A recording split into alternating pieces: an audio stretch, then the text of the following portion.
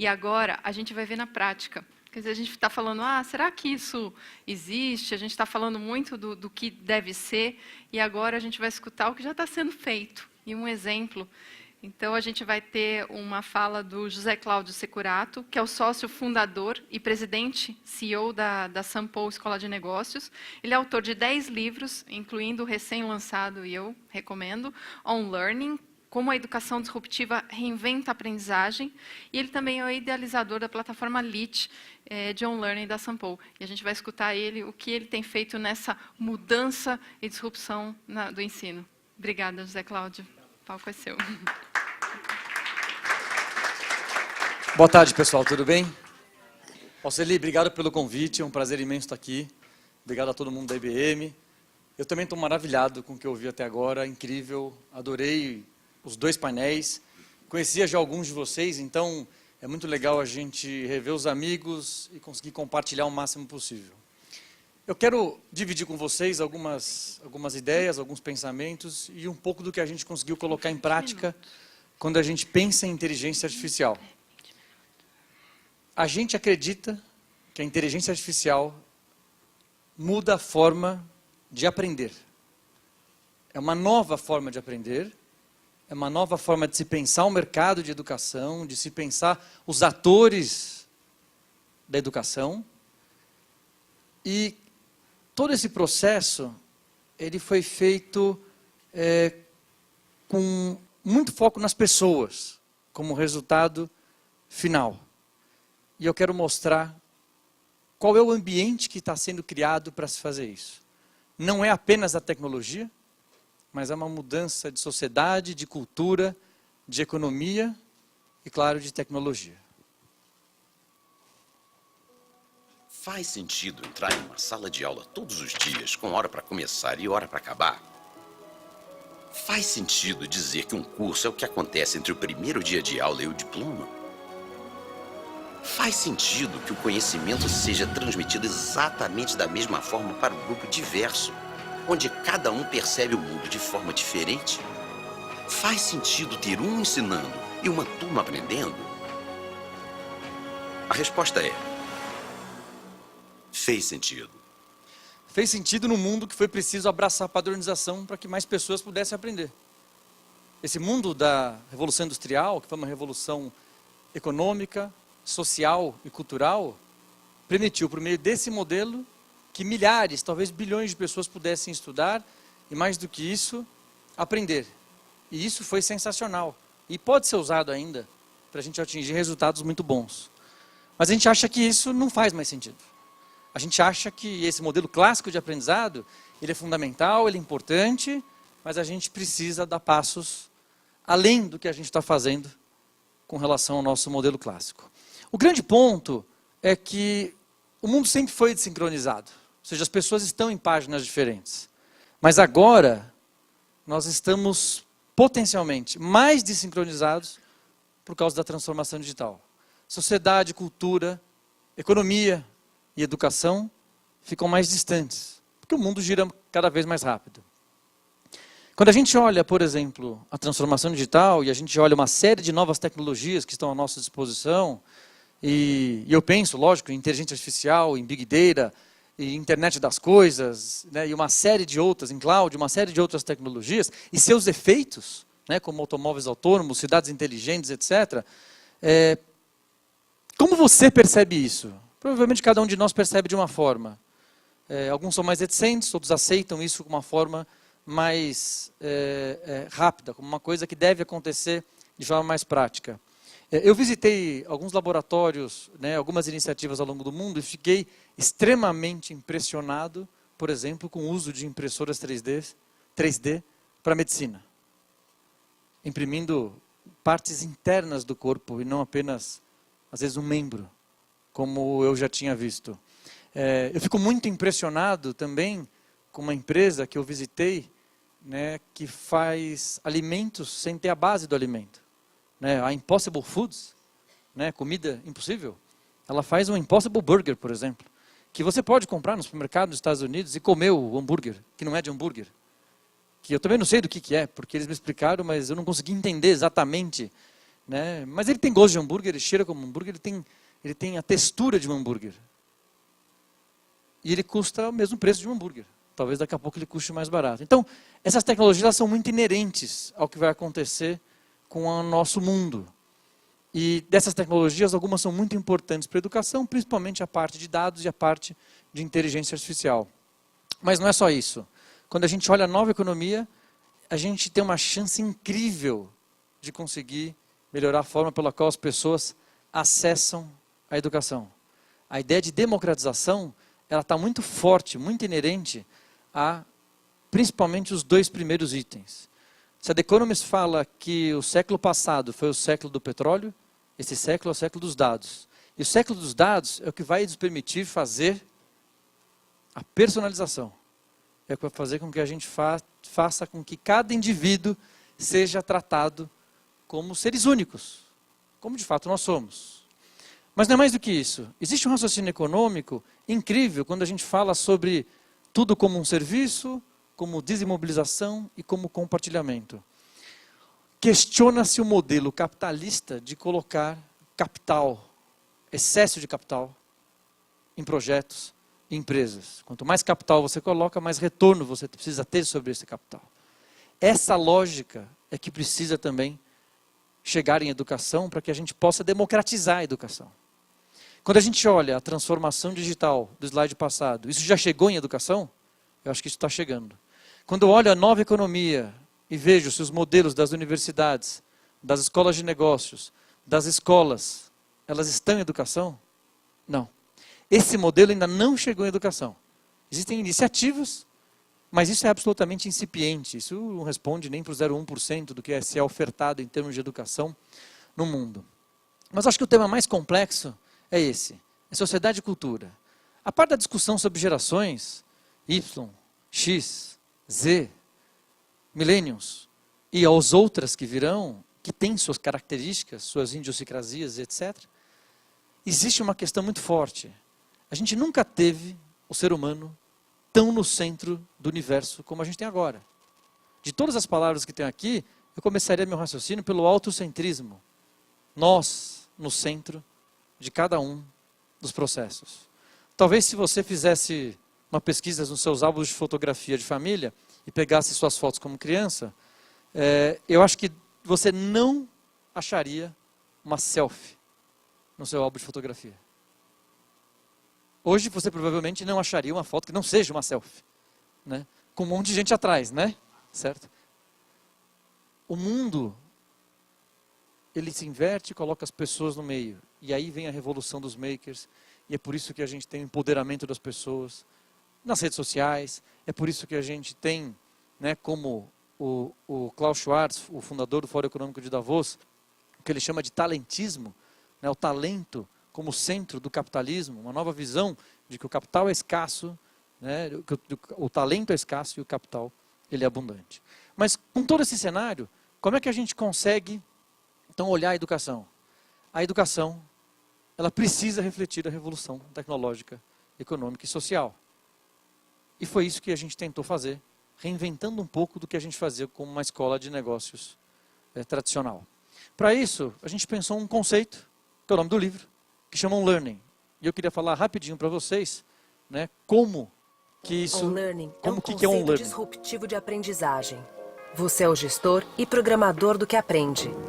É prática, teoria e tecnologia misturadas de um jeito que faz sentido para você. On-Learning é democrático. Cloud, mobile, redes sociais e até inteligência artificial. Tudo para rentabilizar ao máximo o investimento na carreira. On-Learning é para quem não precisa parar para aprender algo novo. Nem parar de aprender. A ideia do On-Learning a ideia de colocar o On-Learning num livro, ela serve primeiro para compartilhar com vocês tudo que a gente pensou, tudo que a gente pesquisou por mais de 2 anos. São 30 professores da São Paulo estudando para conseguir chegar a algumas conclusões que a gente não sabe se é verdade, que a gente não sabe se a gente está certo, mas que a gente resolveu, enfim, contribuir para a discussão. Eu adoraria discutir esse livro com cada um de vocês. Está errado numa série de coisas para a gente poder evoluir. O learning é baseado em 7 fundamentos. Eu acredito muito no aprendizagem ao longo da vida, mas em micromomentos. Eu acredito muito na personalização do aprendizado. Eu acredito muito em microcertificação. Se eu aprendo em micromomentos, por que eu não posso me certificar em micromomentos?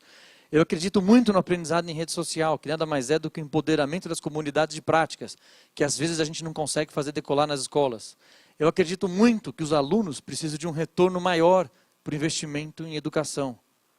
E eu acredito muito no ensino blended, lógico, porque a ênfase aqui é digital, mas a combinação do presencial e a combinação do digital, ela é inacreditável, ela é imbatível.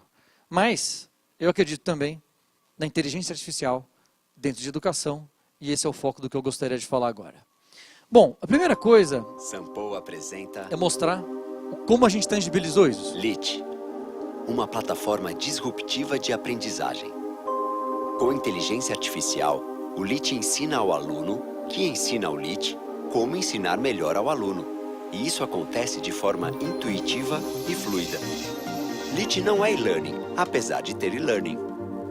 Não é um app, apesar de ter um app. Não é um curso à distância, mas pode ser onde você quiser. LIT é always on. É curso, é fórum, é coaching, rede social e tutoria. Tudo ao mesmo tempo.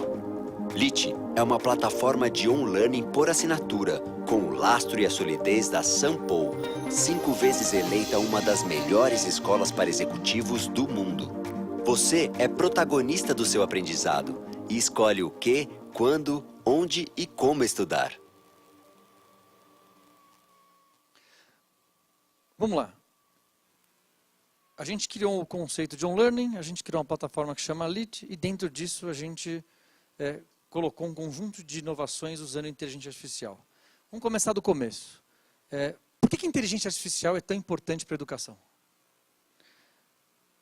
Nós usamos a plataforma da IBM Watson, a plataforma de computação cognitiva, e a computação cognitiva ela reúne dois conceitos importantes que são muito ligados à educação. Primeiro, que computação cognitiva ela tem a capacidade de compreensão de linguagem natural. Segundo, ela compreende dados não estruturados. E isso é exatamente o que acontece dentro de uma sala de aula. Compreender linguagem natural significa entender a intenção de quem está falando, o que está por trás das palavras, e não simplesmente as palavras.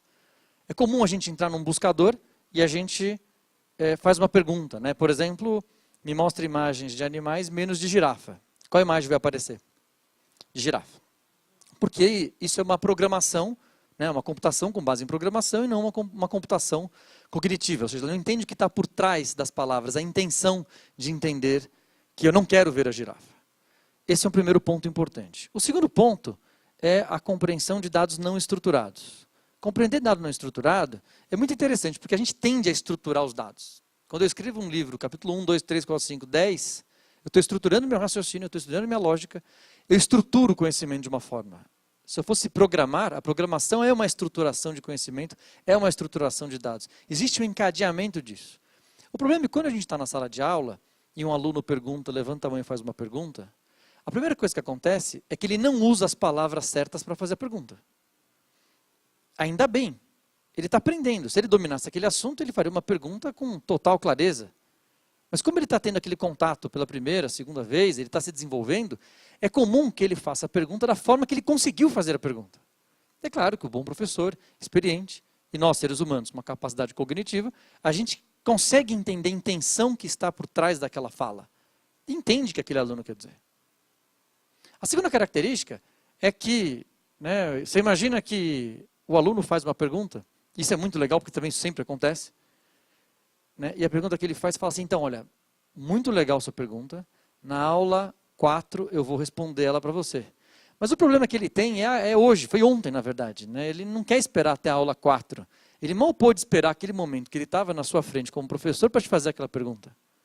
Essa é a lógica de aprender de forma não estruturada. Eu não quero aprender seguindo o passo 1, passo 2, passo 3, passo 4, assim por diante.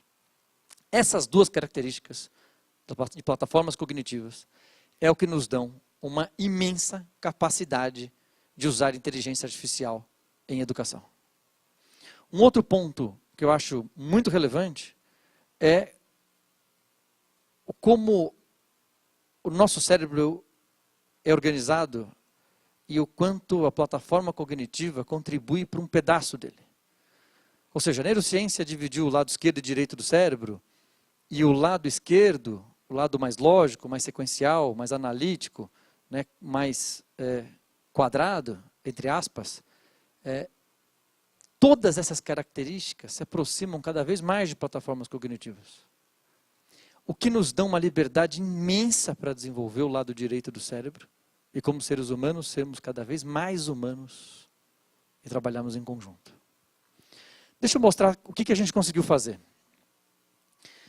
A primeira coisa foi trabalhar personalização. Então você vai entrar no LIT. LIT é uma plataforma, nós somos uma escola de negócios, né? Então o nosso conteúdo ele não é ensino básico, né? E a gente resolveu, né, sei lá, você resolveu fazer um curso, né, de contabilidade, que é aquele curso que você está morrendo de vontade de fazer, né? Todo mundo quer fazer um curso de contabilidade, né? Coisa muito bacana. Você tem algum conhecimento sobre contabilidade? Então a primeira coisa que a gente fez é que você vai fazer uma conversa, né, com o Watson, né, que dentro da plataforma chama Paul, né, e ele vai te fazer perguntas, e com essas perguntas, com as suas respostas, ele vai chegar para você e falar o seguinte: olha, esse curso de contabilidade tem 10 lições, e eu já entendi que você sabe 4 dessas lições, então você precisa aprender só as outras 6 lições. Não existe nenhuma inovação disso em termos de educação, porque fazer um assessment de conhecimento, eliminar conhecimento pré-conhecido, não é novo. Mas conseguir fazer isso em larga escala é muito legal. E começar a ensinar ao Paul aquilo que você sabe em termos de conhecimento, para que o Paul possa te acompanhar ao longo da sua jornada de desenvolvimento e entender cada vez mais o que você sabe e quais seriam potenciais conhecimentos que, combinados, seriam interessantes para os seus objetivos. Então, essa foi a primeira coisa que a gente conseguiu fazer. A segunda coisa que a gente conseguiu fazer foi, né, na linha de aprendizagem adaptativa, foi te dizer como você deveria aprender. Essa forma é um pouco mais difícil, mas fundamentalmente o que a gente fez foi usar a plataforma cognitiva da IBM para entender qual é os traços fundamentais da sua personalidade. E com base nos traços fundamentais da sua personalidade, sugerir, usando um algoritmo proprietário da São Paulo, né, patenteado aqui no Brasil e nos Estados Unidos, qual seria a forma de aprender. Então, como é que nós aprendemos? Pelos nossos sentidos. Esses sentidos são exercitados por verbos. Ler, escrever, ouvir, assistir, discutir. Existe uma infinidade de verbos, alguns verbos muito importantes. A melhor forma de aprender é sempre a combinação desses verbos. Aliás, quanto mais verbos, melhor. Para se aprender mais, melhor e mais rápido. E para se, de fato, ter esse conhecimento de forma intrínseca no nosso cérebro. Mas será que não iria alguma forma de se aprender individualmente mais fácil para cada um de nós? Foi isso que a gente tentou fazer. Entendendo os traços essenciais de personalidade de cada pessoa, a gente consegue sugerir que pessoas com tal personalidade devessem aprender primeiro lendo, depois escrevendo e depois ouvindo ou assistindo. E outras pessoas o contrário, primeiro assistindo, depois ouvindo e assim por diante. Então essa foi a segunda coisa que a gente conseguiu fazer. E claro que não para aí. Porque os testes mostraram que às vezes não é só a personalidade que determina a forma de aprender. Mas às vezes coisas muito práticas, né? Como pessoas dentro de um transporte público ou esperando numa sala de aeroporto. E isso estraga completamente a nossa lógica. Por isso que depois que você passa por esse processo de personalização, em que a gente consegue adaptar a forma para como você deveria aprender, segundo as nossas sugestões, a gente vai mapeando, né, tagueando você, a gente consegue mapear a sua forma de aprender, atrelando quais são os seus melhores resultados, tentando fazer com que a plataforma toda se inverta para essa forma que você teve melhores resultados. E a última coisa, aproveitando para apresentar o Paul, né, toda vez que você vê esse símbolo dentro do LIT, é o Paul, né, ele está pensando para te responder alguma coisa, foi tentar fazer com que o Paul aprendesse conteúdos complexos. Existe uma frase muito interessante, né, que a gente fala, né, na França se fala francês, na Inglaterra se fala inglês, e no mundo dos negócios se fala contabilidade. Então o nosso desafio foi por que a gente não ensina contabilidade para o Watson? E a primeira vez que a gente fez isso, a gente demorou praticamente 3.000 horas para ensinar o que seria equivalente a 15 páginas de um livro. Claro que o projeto fica inviável. A gente tentou de novo e demorou 1.500 horas, 700 horas. Hoje a gente faz isso em aproximadamente 100 horas. E a gente está quase chegando num algoritmo. A gente chama tudo de algoritmo, né, mas é só um processo, né, organizado para se fazer alguma coisa. A gente está quase chegando num modelo, numa forma em que a gente poderia transformar um conteúdo que é inteligível para nós, inteligível para o Watson, para o Paul. O Paul é considerado, né, acho que eu passei meio rápido. O Paul é considerado o primeiro tutor do mundo, né, que utiliza a tecnologia IBM Watson para ensinar conteúdos complexos, né, e para personalizar o aprendizado. A gente não parou em contabilidade é o começo, a gente ensinou um pouquinho de finanças, ensinou um pouco de inovação, um pouco de empreendedorismo, um pouco de, enfim, uma série de outros temas, né? E hoje a gente tem uma equipe que o trabalho full time dessa turma é ensinar o Paul. Avançando um pouco mais, tem um item muito importante em termos de inteligência artificial, que é qual é o viés dado em plataformas cognitivas ou em qualquer plataforma de inteligência artificial.